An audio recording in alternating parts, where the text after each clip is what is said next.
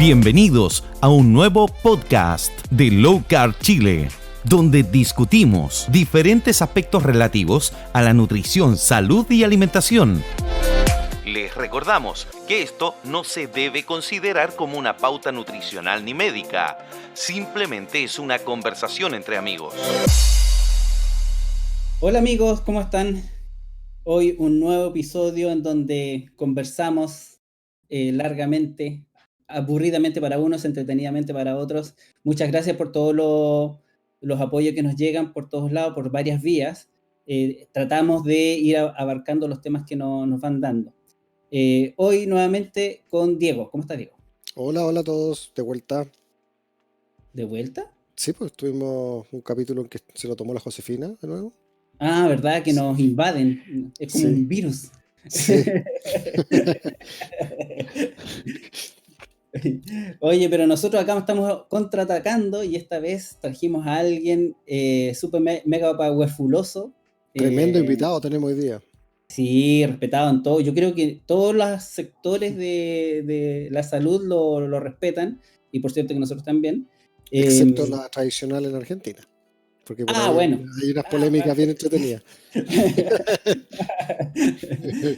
Esteban Larronde, ¿cómo estás? Cardiólogo de Argentina que nos acompaña en esta ocasión. ¿Cómo estás, Esteban? Hola, buenas tardes. ¿Cómo anda Low Carb Chile? Bien. Vamos bien. Bueno, un gusto estar aquí con ustedes. Qué Sí. Bueno. Muchas gracias por estar acá. Esteban reside en la provincia de Neuquén, en Chosmalala. ¿Así lo dije bien? Chosmalal. Así. Chosmalal. Termina con él. Sí, eso es como más al sur, ¿no? Nos contaba recién que eso es cerca o muy cerquita de Los Ángeles. Muy cerquita de Los Ángeles, sí. A 60 kilómetros en línea recta de Los Ángeles.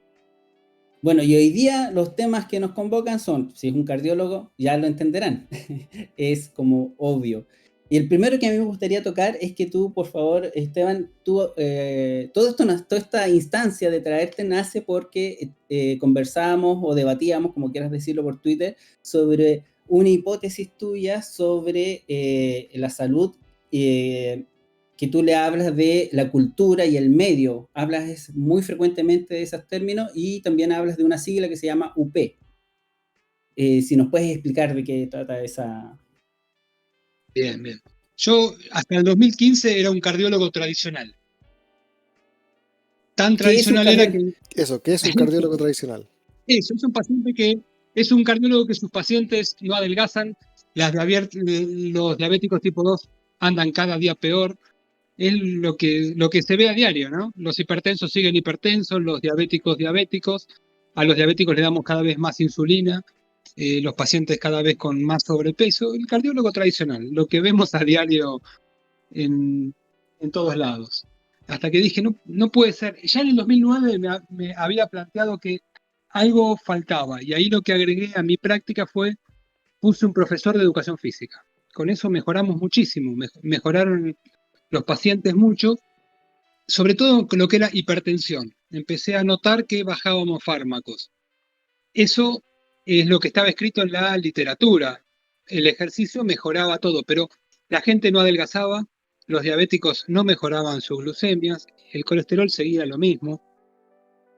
Y algo más estaba faltando. Y en el 2015 tuve una aproximación con un genio acá de Argentina, un hombre grande, que me dijo, ¿te cuento la verdad o te digo lo que dicen las guías? No, contame.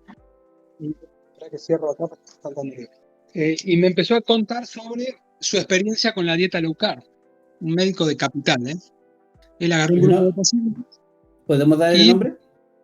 Daniel Plinch, entre él, sí.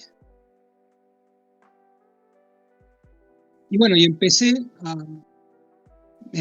pobre a torturarlo con 40.000 preguntas. Fueron más de 3.000 mails, porque yo no entendía de qué me estaba hablando. ¿Cómo? ¿Estás hablando de algo? Y bueno, y empecé a experimentarlo yo. Empecé primero con mis suegros, que es lo que tenía más cerca. No. Si anda mal, bueno, eran mis suegros. Como por si acaso, si no va mal, claro. No, se pierde mucho. Y bueno, anduvieron muy bien, y hasta el día de hoy. que igual es un trabajo, esto fue en 2015, hasta el día de hoy es un trabajo diario. Después empecé con un amigo que es un traumatólogo en Bariloche, que es una ciudad más al sur, que lo entendió enseguida y revirtió su diabetes. Estaba muy cerca de perder visión y empezó por lo menos a no seguir perdiéndola y a dejar de usar insulina, bueno, con todo lo que ustedes saben, ¿no? Ujú. Y después probé durante 2 años consecutivos, agarré grupos de 10 pacientes, donde los tenía todos los días en la sala de espera, hablándoles, íbamos juntos al supermercado. Fue un trabajo muy duro para nosotros, bueno, el médico, la médica clínica que trabaja conmigo, que es mi esposa, el profesor de educación física, la nutricionista, que lo tuve que entrenar de cero. Me la agarré recién recibidita y me la traje. Y fue como un primer experimento que la verdad salió muy bien con 10 pacientes. Al otro año hicimos otros 10, todo esto gratis, o sea, sin nada, no se le cobraba nada, era un aprendizaje para los pacientes y para nosotros. Y también una experiencia en el 2017, 2016 fue el primer grupo, 2017 el segundo grupo. Impresionante los resultados. Y nos fue muy bien. Después, por supuesto, empecé a estudiar más a fondo, me empecé a meter en el mundo de la nutrición, que era un mundo ajeno, y me di cuenta, bueno, de muchas cosas que uno por ahí mal interpretaba. Y después de un tiempo, me di cuenta que el mundo low carb, lo bueno del mundo low carb era que dejaba los UP de lado. Los UP son los ultraprocesados, es la comida de diseño. Ok. Yo creo que el gran mérito de la dieta low carb es esa, que deja los ultraprocesados a un costado. Y bueno, y ahí empecé a meterme en el mundo apasionante de la nutrición y de los factores de riesgo, que como cardiólogo los veía, pero ahora los veo desde otro lado. Ahora los veo de un lado un poquito más interesante.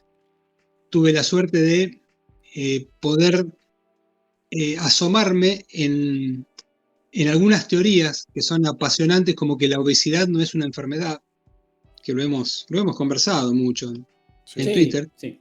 sino que es una adaptación a un medio. En la clase que yo doy pongo chicos muy pobres, chicos desnutridos y chicos obesos, y digo que ambos son organismos adaptados a un medio. Explica el medio. El medio depende de cada medio, ¿no? En África, los chicos desnutridos lo que hacen es consumir su grasa para sobrevivir. Tienen la capacidad metabólica de apelar a las reservas de grasa para sobrevivir. Entonces sobreviven un tiempo más, lo que se puede. Uh-huh. Es cierto que pagan un costo. El costo técnicamente se llama carga alostática, es un nombre, ¿no? Pero el costo que pagan es enfermarse más, crecer menos, más infecciones, más problemas hormonales, pero sobreviven. Porque la biología son solo 2 cosas: sobrevivir y reproducirnos. Todos los metabolismos y todas las conductas son para sobrevivir y reproducirnos, nada más. Uh-huh. Nada más. La medicina debería ser evolutiva, porque es la evolución la que nos habla de esto. Y estos chicos desnutridos no están enfermos, terminan enfermos, por supuesto, es el precio que pagan, pero se están adaptando a un medio. En este caso, el medio es la pobreza extrema en la que ellos viven. Extrema. Entonces, su cuerpo se adapta usando sus reservas de grasa para sobrevivir. Y llevando esa analogía a alguna persona citadina, él está en otro medio. Eso es lo que tratas de decir, ¿no? Claro. La persona con sobrepeso y obesidad lo que hace es se encuentra en un medio obesogénico, un medio que, por alguna razón, que pueden ser los UP, los ultraprocesados, que es comida de diseño, que empieza a hacer daño, mirá si serán dañinos, que empiezan a hacer daño más allá de si tienen proteína, carbohidrato, grasa, empiezan a hacer daño desde el envase. ¿Por qué? Porque hacen envases con una forma especial, con los colores especiales, ponen muñecos de historietas, empiezan a hacer daño desde el envase. Es comida de diseño. Y eso va más allá, si son carbohidratos, si son proteína, más allá. Apelan a nuestros centros cerebrales más primitivos y apelan a lo que se llama estímulo supernormal. No sé si se los conté yo alguna vez eso. Me parece haberlo leído por ahí. Alguna vez lo puse, sí. Sí. El estímulo supernormal es un premio Nobel que ganó un zoólogo holandés hace unos cuantos años ya, que él lo describió con unos peces, pero el ejemplo que yo digo siempre, que me encanta decirlo, es el escarabajo joya. El escarabajo joya vive en Australia. Está en peligro de extinción. Es un escarabajo marrón, grandote, que se está extinguiendo porque los machos dejaron de copular con las hembras y copulan con botellas de cerveza tiradas en la playa. Bueno, yo tengo muchos amigos que parecen escarabajos joya, ¿no? Pero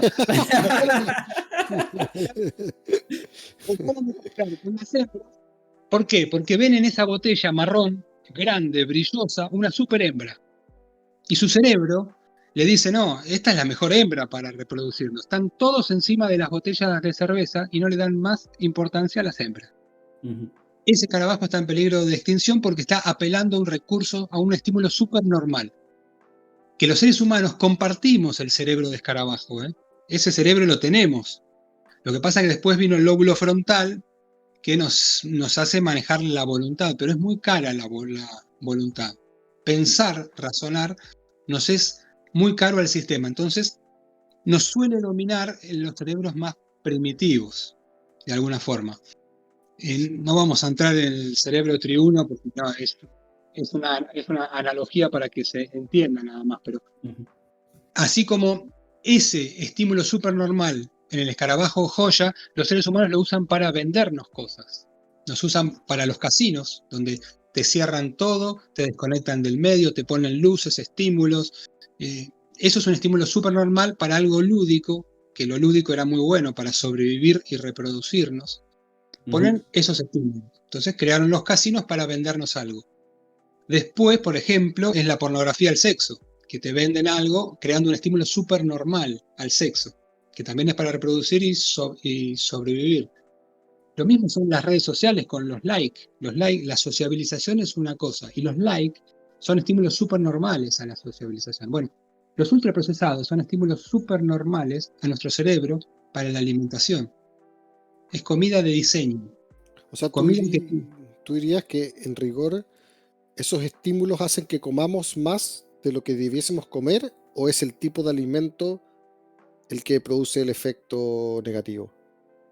es comida que al centro de saciedad y hambre lo destroza.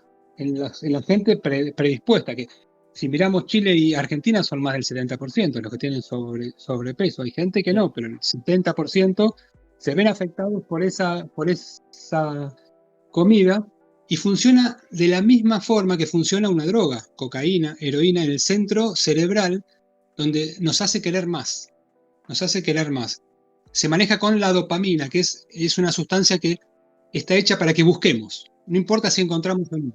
Nos hace buscar.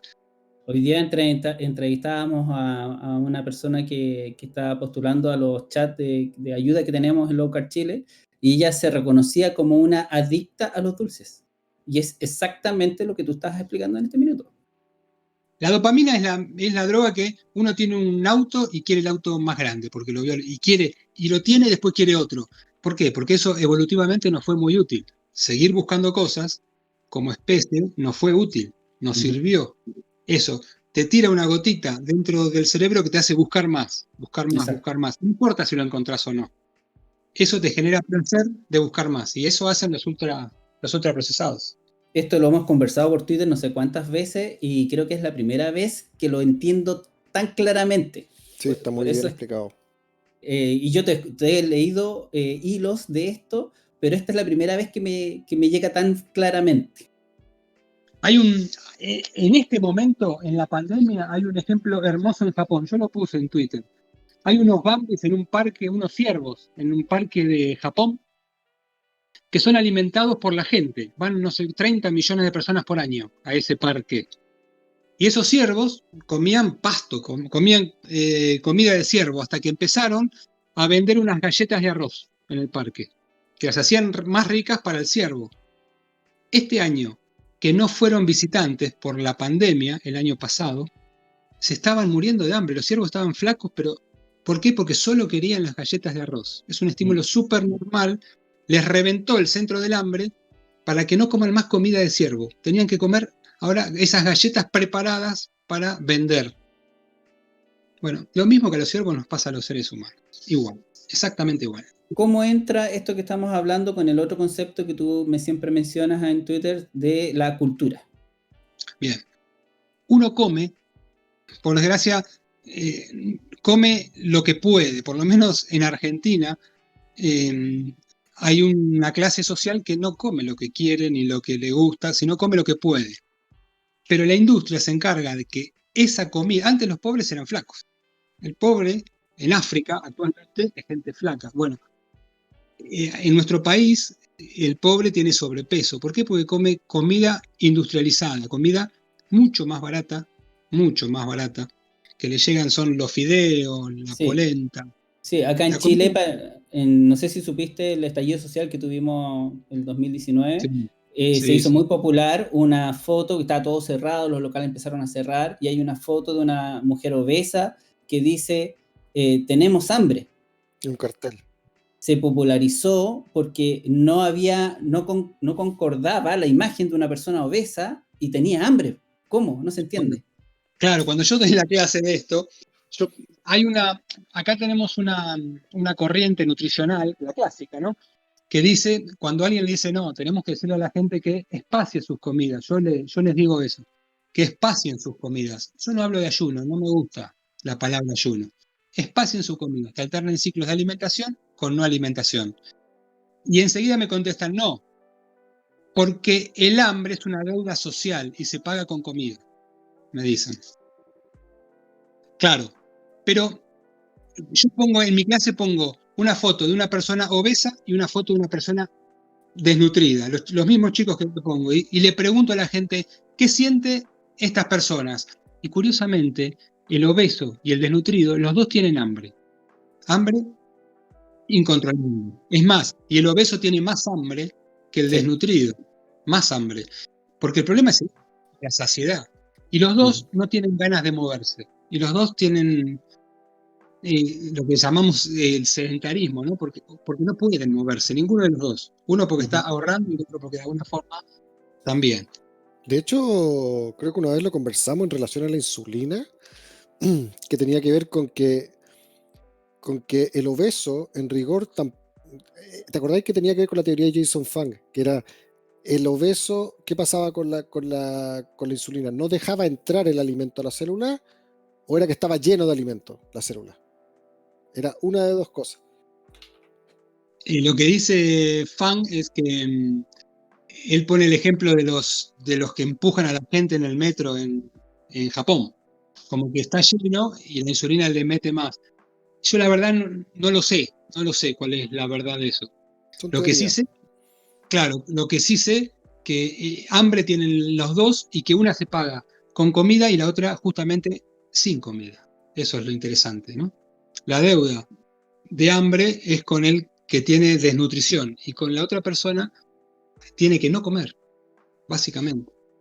Sí, se entiende. Pero el punto era la cultura, para allá yo.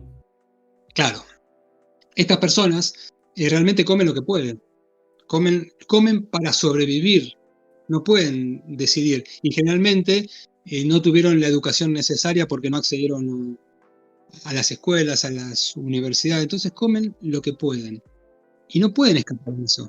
¿Estarían obesos? O sea, o tú crees esto, sí, porque lo he visto en otras partes. ¿Estarían obesos porque su obesidad sería una respuesta a una enfermedad y es una respuesta inflamatoria que en rigor está protegiéndolos de algo? Claro, yo lo llamo bendita obesidad, porque si esta gente no hubiera comido esa comida, por ahí no comía nada, por ahí estaban como están en África, comen lo que pueden, con lo que tienen, y el cuerpo lo que hace es, como están comiendo una comida que es una porquería, comida de diseño, que les hace una disrupción del hambre, del centro de la saciedad y del hambre, comen cada vez más, porque es comida para vender cada vez más.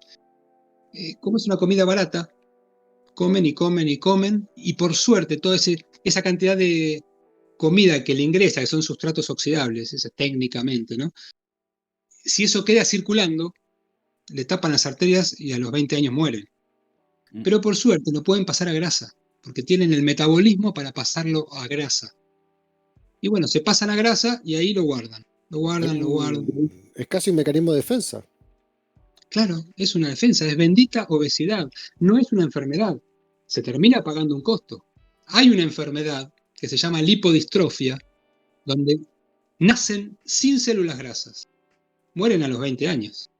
A los 20 años se les taparon todas las arterias. ¿Por qué? Porque eso circula. Y no se puede guardar como lo menos dañino, que es grasa. Se entiende. Podríamos Ya, pasar pero- al tema de la grasa. Espérate, pero eso todavía no entiendo el concepto. ¿Por qué le llamas cultura? Porque comemos lo que podemos en el medio que estamos. Ya, pero tú dabas un ejemplo en Twitter de que no sé, un panameño le venía bien una piña o un plátano, pero a un esquimal no le venía bien. Ahora entiendo para dónde me... Sí. Aparte, evolutivamente, ¿por qué hay gente con la piel más oscura y con la piel más clara? ¿Qué piensan ustedes? Porque se adaptaron al medio. Yo creo que tiene que ver con el sol, con el frío y el calor. Con el sol. Claro, solamente es eso. La única diferencia. Una vez fui atacado en Twitter por una horda de racistas por decir eso. La única diferencia entre alguien de piel más oscura con piel más clara es que evolucionó en un medio con más o menos sol. Nada más. ¿Sí? Tal cual. Los vikingos, como tenían muy poco sol, se fueron adaptando al poquito sol para recibir más sol. Esa evolución también se da sobre las plantas que crecen en la zona, sobre los animales que crecen en la zona, y es lo que come esta gente después. Y, por ejemplo, la gente con la piel más oscura que vive cerca del Ecuador tiene una cadena transportadora de electrones más acoplada, se llama. Están más juntos todos sus componentes. La cadena transportadora es lo que nos genera el ATP, que es la moneda corriente de energía del cuerpo. Más acopladas, toleran muchísimo mejor los carbohidratos que alguien de piel clara. Muchísimo mejor. ¿Por qué? Porque crecen muchos más carbohidratos, muchas más frutas, muchas más cosas. Entonces, alguien con la piel oscura que viva en la zona donde evolucionó, tolera muy bien, puede comer banana, puede comer sin ningún problema, porque esa cadena transportadora está evolucionando en ese medio, con esa comida, con esas grasas que crecieron ahí, para eso. Ya, yo eso lo entiendo perfectamente. Me genera ruido algunas cosas. La primera es, ¿por qué le llamas a eso cultura? Para mí cultura es como muy amplio. Lo que pasa que cuando uno come, el proceso de comer empieza de lo que aprendió, no sé, si cocinaba en tu casa tu papá, tu mamá, lo que aprendió de su mamá, que a su vez lo aprendió de su papá.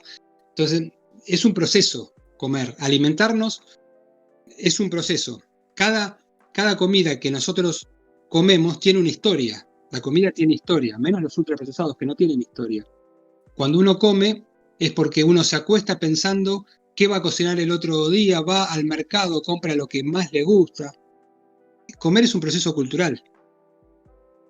Sí, está bien eso, pero por darte un ejemplo, acá se hace la cazuela.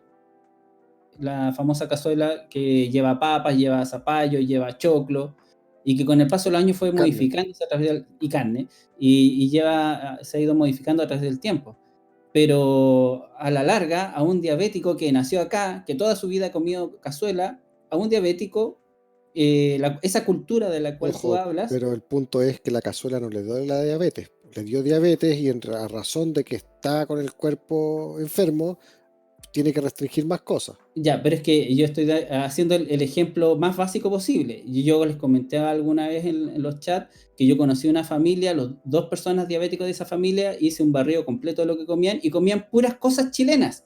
Lentejas, porotos, la cazuela y así un sinfín de cosas, todas de nuestra cultura. Y habían dos diabéticos ahí, los otros eran hipertensos, el otro tenía no sé qué cosa, obesidad por todos lados.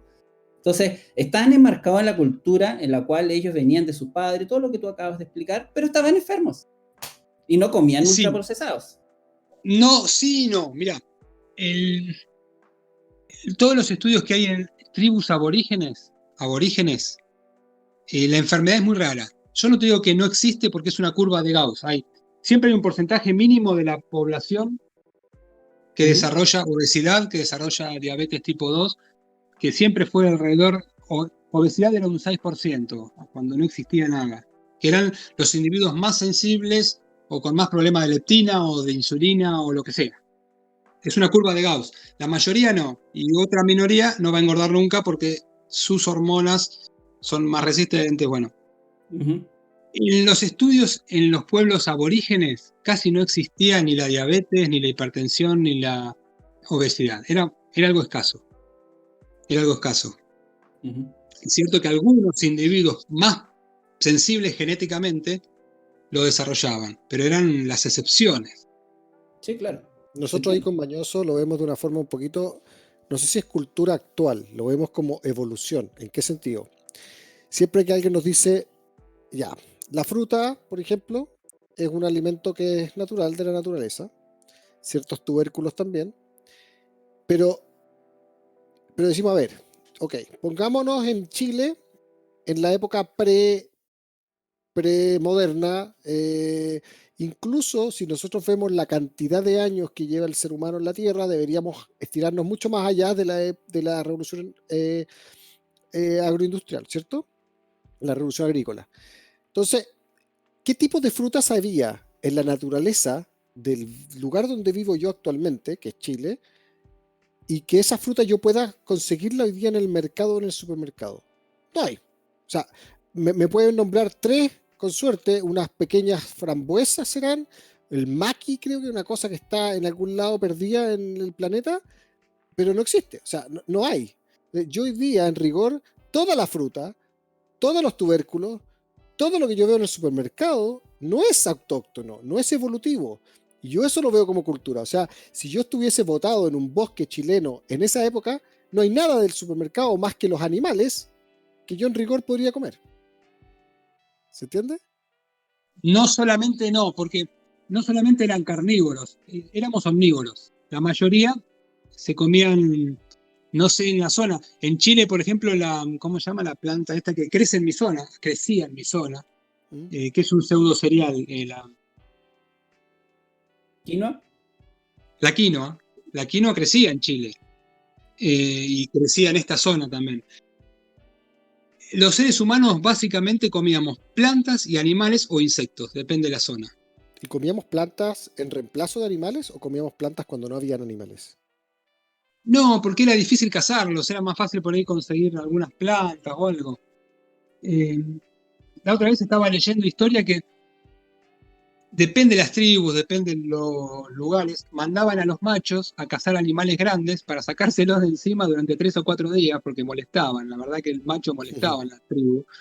Entonces Como las siempre. hembras se los sacaban de encima, el macho sacaba toda su violencia, todo yendo a matar un animal y volvían con un jabalí a los 2 días, 3, mientras tanto descansaba la tribu. No le pegaban a los niños, no había problema. Era una forma de sacarse de encima a los machos de la tribu. Hasta el día de hoy pasa eso. Sí, yo creo que somos omnívoros. Yo creo que somos omnívoros y que las plantas son una buena elección. Las frutas son estacionales. Yo siempre le digo a mis pacientes que respeten las estaciones, por favor, aunque sea simuladamente, porque ahora ya no hay más eso, hay cámaras y tenemos frutas todo el año, y que traten de comer las frutas que crecen en su zona, en 500 kilómetros a la redonda, excepto, ahí vamos a ver, si son sanos, sí. Después, si son diabéticos, podemos conversar otra cosa ya. Ya, pero te fijas que lo que estamos conversando escapa a lo que uno conoce por el término cultura. Eso es lo que a mí me chocó cuando yo la primera vez te leí por Twitter, hacer esta asociatividad, y no la encuentro, por eso te puse por Twitter, hay que conversarle esto porque no te lo entiendo y hasta ahora todavía no lo hago la unión. El medio ya lo entendí, esto todavía no logro hacer la unión de la cultura con todo lo que hemos venido hablando. Yo no te entiendo tampoco cuál es el reclamo. La cultura, primero como terminología, involucra actos sociales, no es solamente comer o tomar luz, tomar agua, involucra Todo, sí. otras cosas. Entonces, eso ya es un primer ruido al concepto que nos lleva lo que siempre hablamos, que es el término salud. Entonces, hay muchas cosas que se asocian a la palabra cultura que no vienen con esta cosa salud. Por ejemplo, la alimentación, cuando mayor es cuando más estudio tienes, cuando vas a la universidad, menos te enfermas. Uh-huh. Más acceso a mejor comida de calidad y menos ultraprocesados. Sí. Tiene que ver muchísimo hasta tu educación. Muchas cosas de la cultura tienen que ver con lo que vas a comer. Claro, ya, es que están, claro, es que hay una acepción de cultura distinta. Yo entiendo a Esteban, entiendo tu duda. O sea, básicamente tú ves por cultura estás viendo las raíces, estás viendo ese tema, y Esteban está viendo en rigor lo que forma socialmente al ser humano, o sea, tu sociedad que te rodea, ¿ya? Entonces, claro, esa es la diferencia. Efectivamente, alguien con mayor educación tiene menos acceso a la obesidad porque tiene más acceso a mejores alimentos, tiene acceso a saber más de cómo cuidarse, a mejor forma de hacer deporte, a millones de factores que inciden en que te afecte menos el daño, ¿cierto?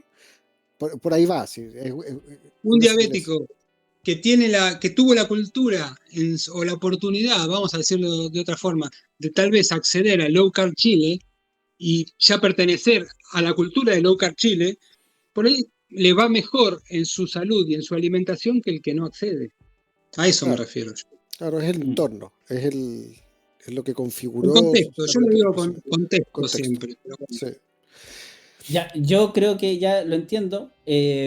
Podríamos divagar en esto como 2 horas más porque tengo hartas dudas al respecto o cuestionamientos, pero ya lo entendí. Pero hay otro tema que no queremos conversarlo contigo y es sobre el colesterol. bueno. Porque tú eres... O sea, si no hablamos de colesterol contigo, ¿con quién hablamos? Sí, pregúntale bueno, es muy frecuente en las personas que nosotros ayudamos que o llegan o en una alimentación cetogénica generan un perfil lipídico clásico, que es que se pasan de la cifra de miedo, que es de 200. Y siempre sucede, o sea, no creo que una vez no ¿Estamos hablando total o LL? Total. Porque el ejercicio es el siguiente: la persona va, se saca un examen, su colesterol total es sobre 200 y el médico acto seguido, no, tú tienes que este medicamento, que son estatinas finalmente. Sí, eso es lo que pasa siempre. Eso, primero, eso es bueno, ese tope de 200 existe, ¿es correcto o eso está obsoleto? Y segundo, ¿se puede hacer eso del que hacen los médicos? ¿Te pasaste de 200, toma este medicamento? O sea, ¿Es correcto? básicamente en un perfil lipídico, que es donde se disgregan los parámetros más generales de colesterol, que tienen que ver con total, HDL, LDL, LDL, con eso, simplemente con ese examen, ¿es responsable, podría decir yo, entregar un medicamento a largo plazo? Esa es la... No, es un tema difícil donde hay grises. No, pero y yo lo bueno de esto es que a mí me odian todos, me odian los cardiólogos convencionales y me odian los de la rama de ustedes también, los ultra keto. Eres un bicho más raro que nosotros. Sí, me gané el odio de todos. Yo creo que no hay una respuesta para qué pasa. La gente que nos escucha sabe qué es el LDL, el HDL. Expliquémoslo rapidito. Tenemos el colesterol total, que es la suma de colesterol que se mide en la sangre. Tenemos lo que se llama colesterol malo, que es el LDL. El colesterol bueno, que es el HDL. Y después tenemos otra especie de grasa que circula, que es la que se deposita, que nos hace engordar, que es la que se encuentra en el tejido adiposo, que son los triglicéridos. Eso básicamente. El LDL y el HDL no es una grasa. Sí. El colesterol en sí tiene más que ver con el alcohol que con la grasa. El colesterol. Proteína. Y el LDL tiene grasa y proteínas.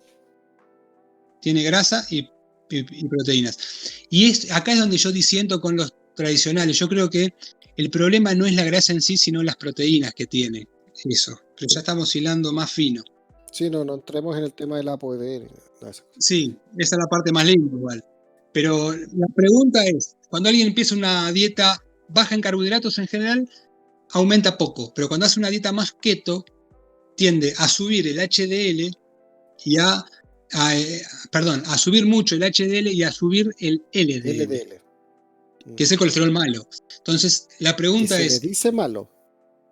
Que se le dice malo. Para mí no hay malo. No. La corriente tradicional dice que LDL es la causa de la aterosclerosis.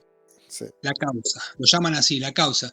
Ellos porque venden el antídoto para eso, pero no es la causa. La causa no puede estar nunca adentro nuestro, ¿no? La causa de algo. Tenemos un órgano que su principal función es matarnos. Exacto. Claro, es así. Lo que piensan ellos es eso. Es terrible. A mí me parece una aberración, pero bueno.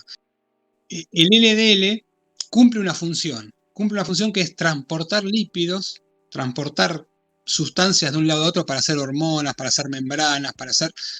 Y aparte tiene otra función que la ignoran, que nunca la nombran, que no les importa, que es protegernos, es un antioxidante, por decirlo de alguna forma. Es un muy poderoso antioxidante.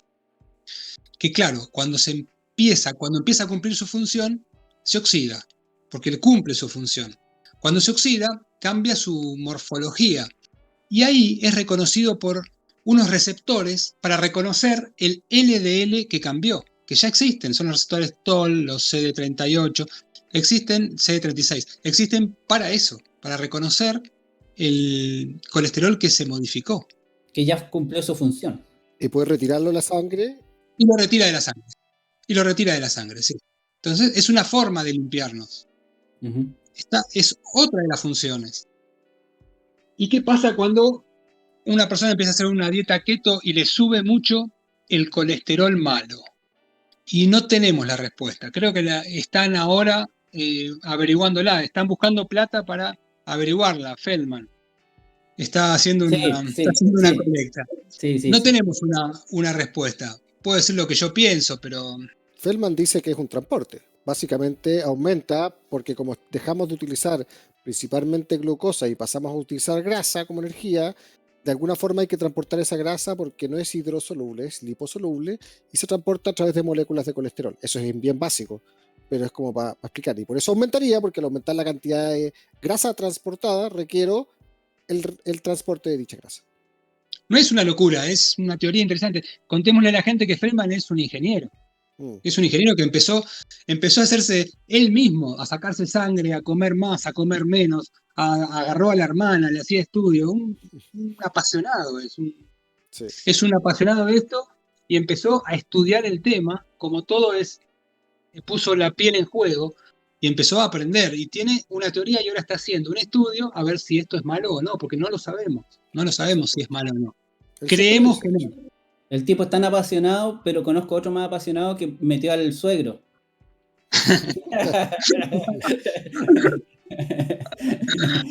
Sí, hemos metido a mi suegro y a mi suegra. Oye, Esteban, salió bien. Lo mencionaste como a la pasada. ¿Cuáles serían los elementos principales que oxidan el colesterol?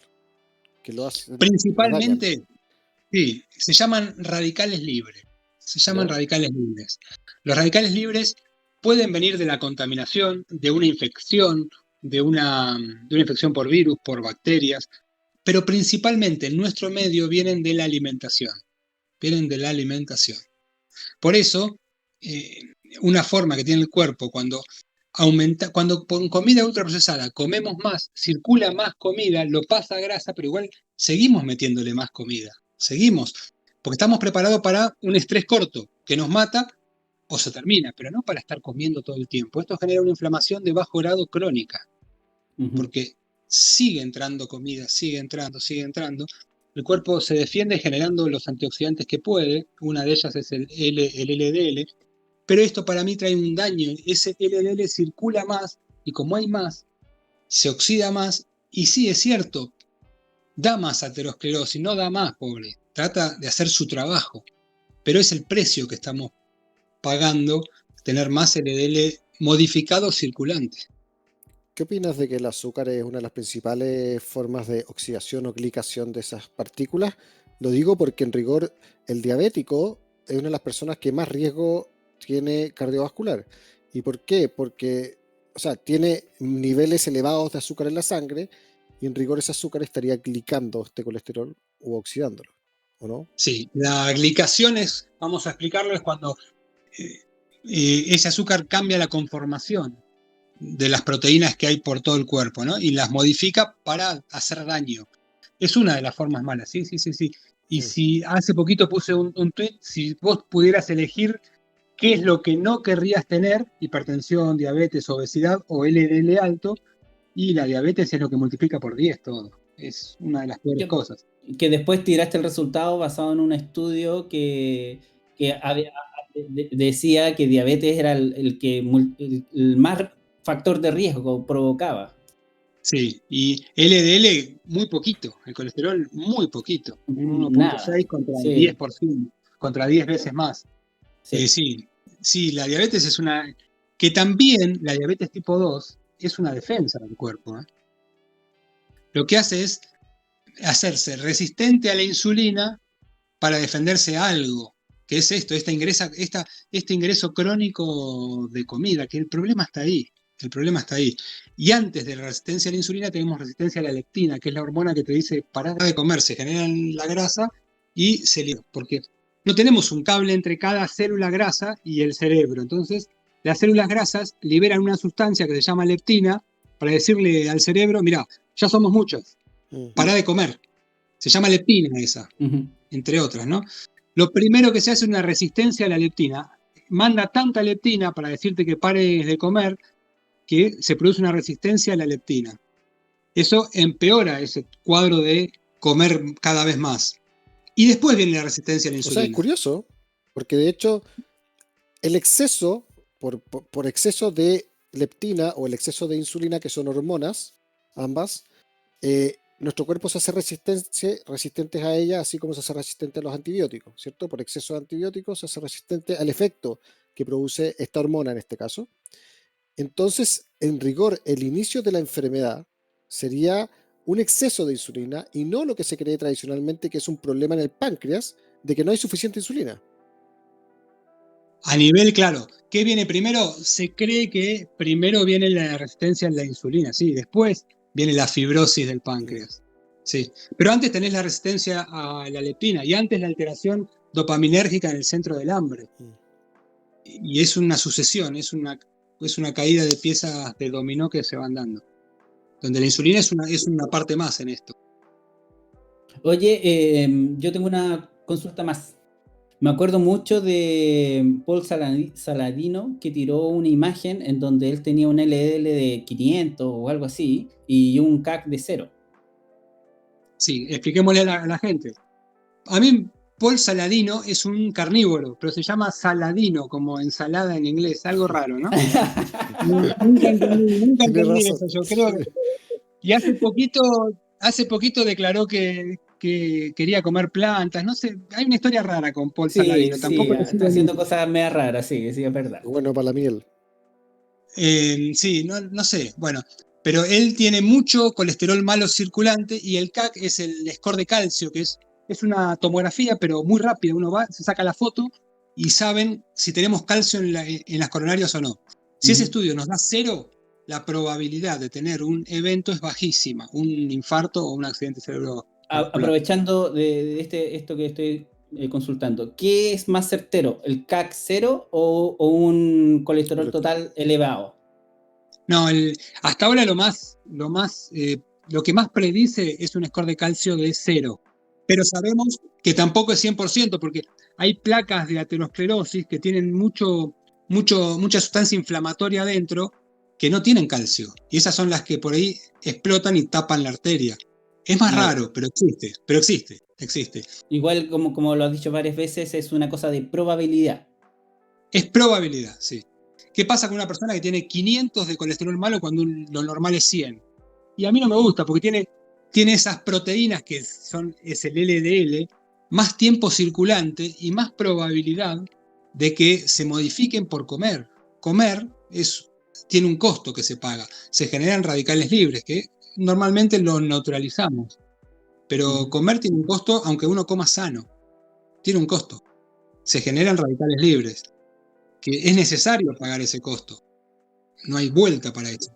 Estaba respecto a lo mismo de Paul Saladino, estaba viendo recién, o sea, hace un rato, un video muy bueno de Paul Mason, para que lo vean. Todas las presentaciones de él son buenísimas. Respecto al colesterol, y al inicio cuenta algo similar. De hecho, él parte su presentación contando que tiene un paciente que llegó a su consulta con un problema, que él es deportista y él fue al seguro a tratar de sacar un seguro de vida o de salud y se lo negaron. Y yo dije, fue al del doctor y le dice, ¿por qué me negaron este seguro de salud? No tengo idea. Y el doctor Paul Mason le analiza y lo ve y muestra una foto en la presentación del tipo, que es un tipo fitness, o sea, muscularmente espectacular, muy fitness, pero tenía un colesterol altísimo, y era porque él hacía una alimentación baja en carbohidratos, keto hacía, de hecho, y se ríe porque de hecho después muestra no sé si es una tomografía, no sé cómo es, que es un escáner del cuerpo completo, en que se muestra en azul la masa magra o muscular y en rojo la masa grasa, y literalmente no hay una pizca de rojo, o sea, no hay nada de grasa, el tipo no tiene nada de grasa, es lo más sano que hay, pero le negaron el acceso a un seguro de salud debido a que su colesterol estaba sobre los parámetros tradicionales. O sea, ahí se vincula un poco con lo que decía Mañoso, que tiene que ver con que estamos determinando cosas a largo plazo basadas en un examen que en rigor no dice nada. O sea, y la causalidad de ese examen es muy, muy básica. O sea, aunque tuviese alguna vinculación al colesterol en ese caso específico, con ese examen no puedes determinarla. ¿Se entiende? Sí, yo entiendo. Lo que pasa que, para mí, ¿no? Esto es lo que yo pienso. El LDL, el colesterol malo, nos estaría indicando en un porcentaje muy grande de la población que el medio no es el adecuado. Sobre todo más que el LDL es todo el contexto, ¿no? Los triglicéridos, el HDL, el LDL, la glucosa. Todo nos dice que el colesterol está circulando en un medio que no es el adecuado. Tiene más chance de modificarse.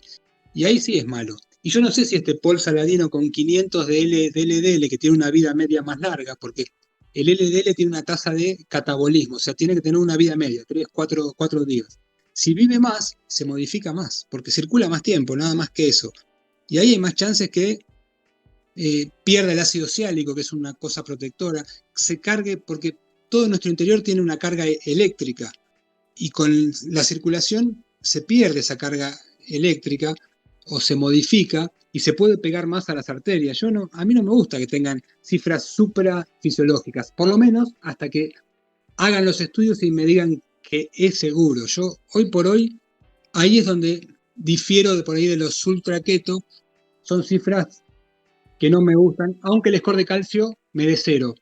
Ahí es una de las partes que está investigando Feldman, porque lo que mencionas de la vida útil es que el colesterol o las lipoproteínas tienen un tiempo que viven, ¿cierto? Entre que son antes de ser recicladas.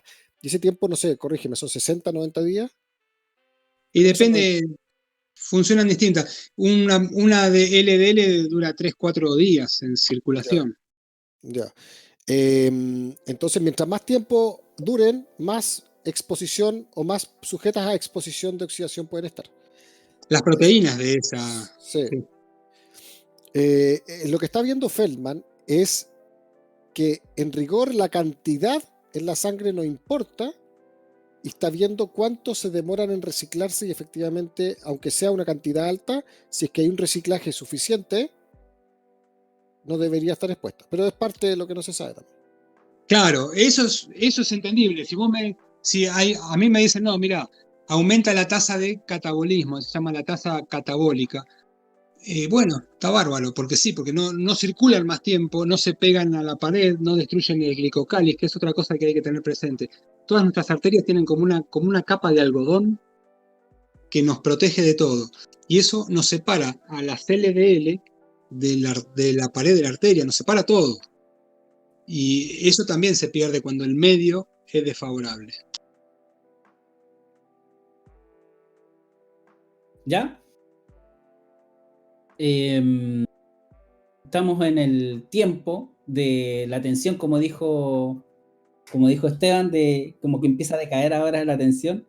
Y Sí. bueno, no me queda más que agradecerte enormemente por haberte tomado el tiempo aquí de conversar. Y bueno, si quieres otra vez más venir aquí a conversar en este mismo tenor. Me gustaría ir personalmente. Yo hasta hace poco iba siempre a Chile, era mi lugar preferido del mundo. Acá nos cruzábamos y nos íbamos o a Temuco o más al sur. A mí me encanta Chile y a Santiago fui una sola vez. Y fui a Olmué y me encantaría volver, así que... A mí me gustaría ir a conocer los asados de allá de Argentina. Sí. Ah, bueno, eso sí, cuando quieras. Estamos cerca, ¿eh? Bueno, si viene para acá hacemos un asado, pero sin planta. Claro. No, hay que comer plantas, ¿eh? No le tengan miedo a las plantas, a las hojas verdes, todo eso es bueno. Nos pongamos unos champiñones con queso. Sería. Claro. También, eso me gusta. Oye, sí, no, muchas gracias por venir, en serio. Y cuando quieras, pues podemos volver a hacer. Gracias. Cuando Esteban. quieran. Acá estamos. Un abrazo grande. Que estés bien. Una vez. Nos vemos.